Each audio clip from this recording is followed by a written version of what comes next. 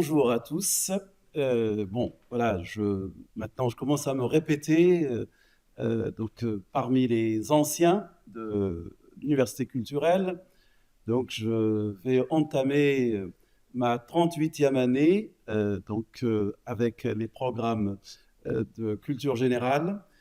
Cette année, je viens donc avec trois programmes nouveaux et un ancien. Je vais vous les présenter évidemment d'une manière succincte. Euh, D'abord, le- les trois programmes le mardi après-midi de 14 heures à 16 heures et un programme d'ailleurs, je termine la semaine prochaine, le mercredi. Euh, un petit peu aussi à la demande d'un certain nombre d'entre vous, on a eu l'occasion à plusieurs reprises de parler des questions d'actualité géopolitique et en particulier de la problématique environnementale élargie. La question de l'eau aujourd'hui est une question réelle. Hein. Non seulement, je dirais, suite au stress hydrique généré par les changements climatiques récents, mais la question, l'eau, c'est la vie. Hein. D'ailleurs, pour ces deux nouveaux cycles consacrés à l'eau, à la géopolitique de l'eau, le premier va traiter des mers et des océans. Les mers et les océans sont au cœur de notre géopolitique, puisqu'il suffit qu'un porte-conteneur se met de travers dans le canal de Suez pour que cela ait des répercussions jusque dans nos assiettes, sans parler évidemment de nos ordinateurs et de nos tablettes et de tous les composants électroniques qui nous viennent d'Asie essentiellement d'ailleurs. Donc vous voyez, il y a là un intérêt à réfléchir un peu sur les mers et les océans. D'abord, à les structurer, disons, par une présentation par gradation, par niveau d'intérêt. Donc, les océans, évidemment, mais aussi les mers et surtout les usages qu'on en fait. Hein. C'est vrai que depuis qu'un Américain a découvert cette boîte donc de 20 pieds, 40 pieds, la maritimisation s'est accélérée. S'est accélérée avec justement les porte-conteneurs et avec ces produits qui sillonnent le monde 24 heures sur 24.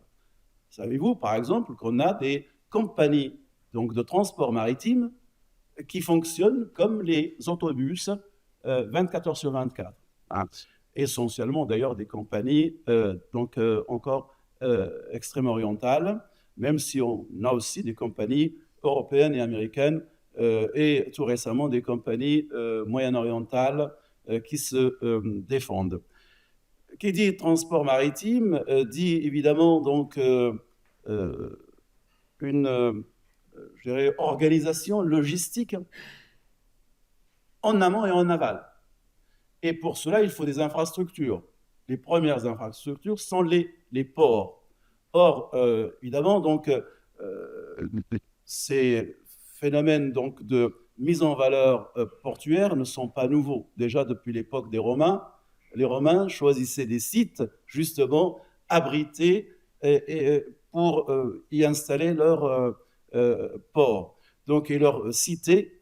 Donc aujourd'hui, quand on regarde les villes les plus importantes au monde, ce sont toutes des villes, évidemment, littorales, ou à défaut, des villes situées sur des cours d'eau, sur des fleuves.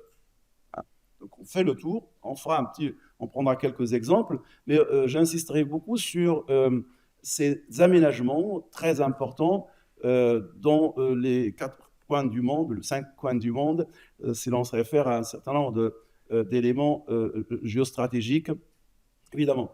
Donc cette maritimisation des transports, c'est aussi accompagné d'une littoralisation avec une concentration des populations sur les littoraux.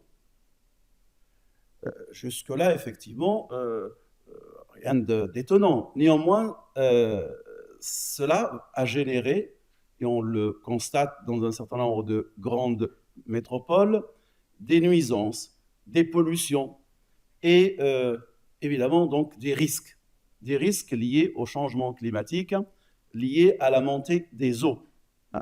Et il y a 15 jours, 36 pays insulaires ou menacés par l'eau se sont réunis pour essayer de proposer à l'échelle mondiale des solutions, de réfléchir sur des solutions.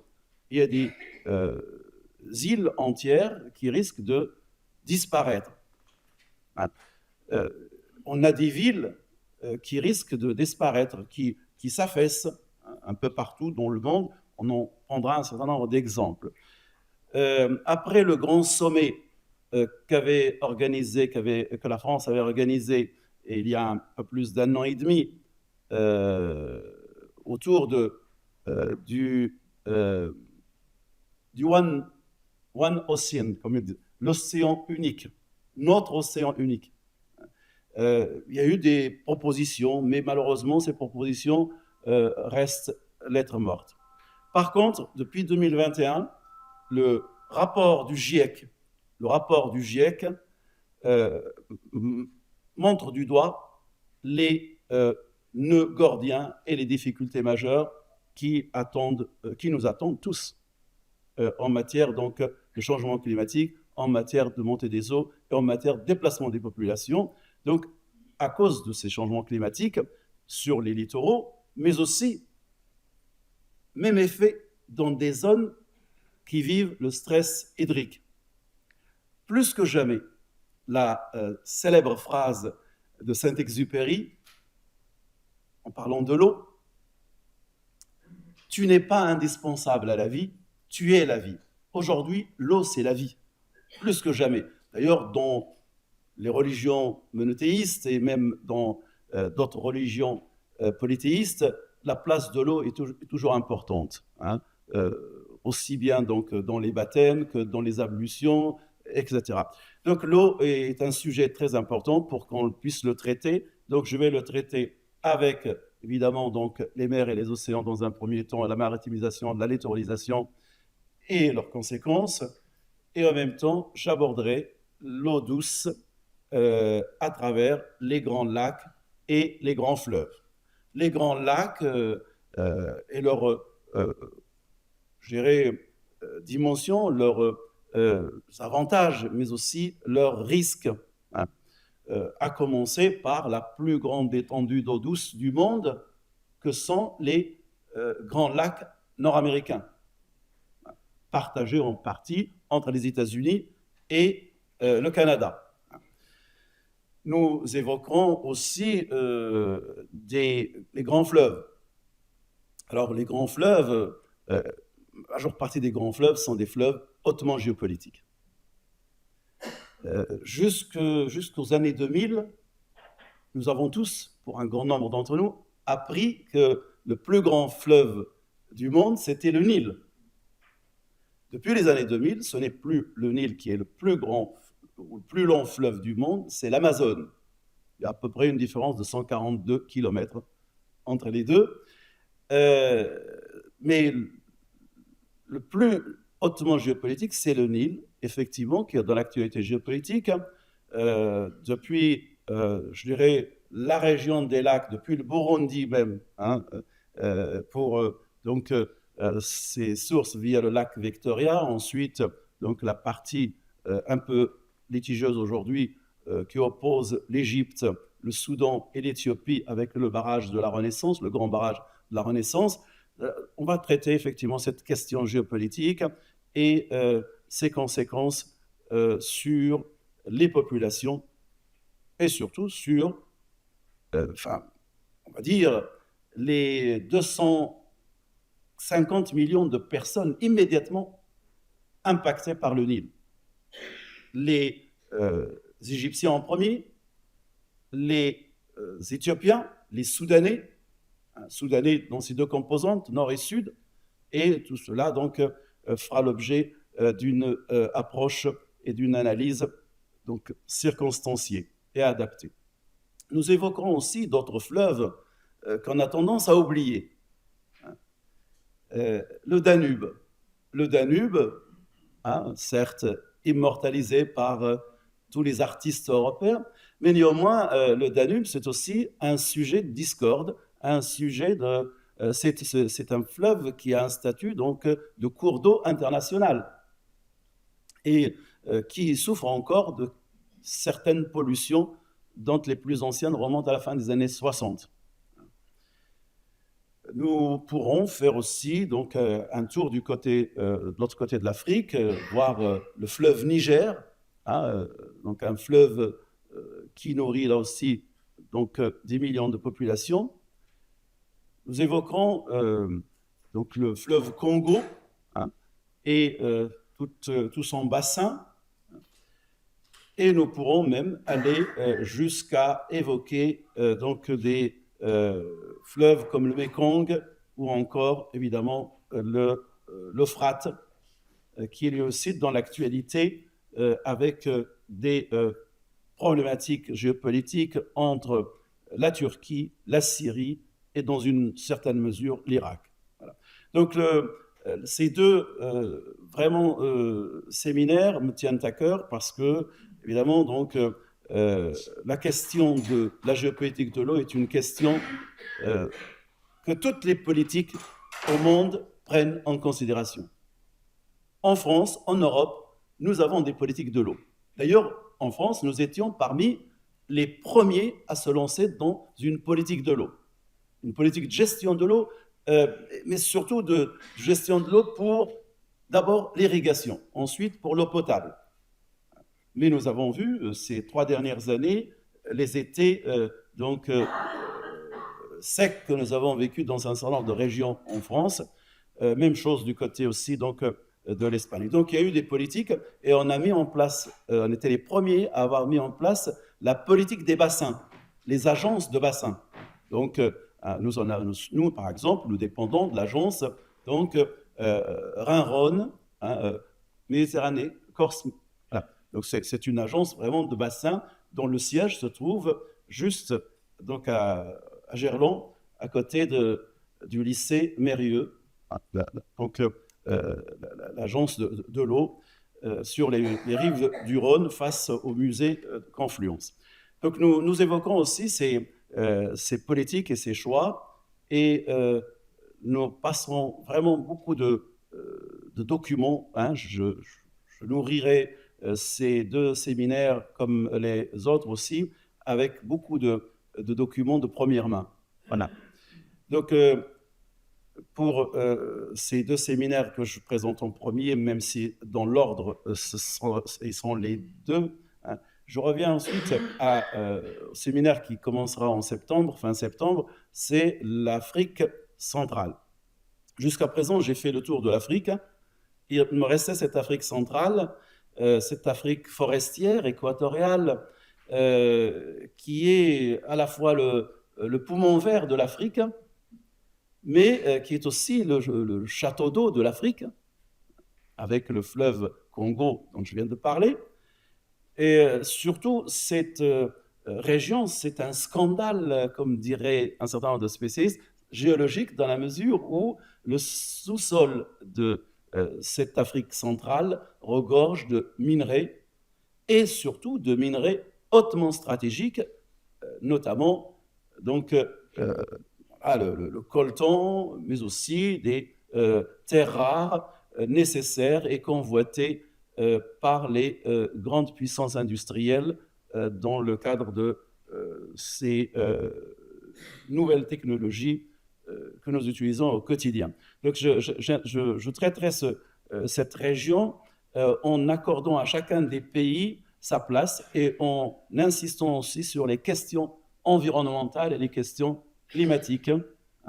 Et pour essayer de comprendre pourquoi cette région reste encore insécure. Pourquoi il y a même un comité au sein de l'ONU destiné à travailler sur les questions géopolitiques et politiques et sur les conflits que connaît cette région depuis pratiquement bientôt un siècle.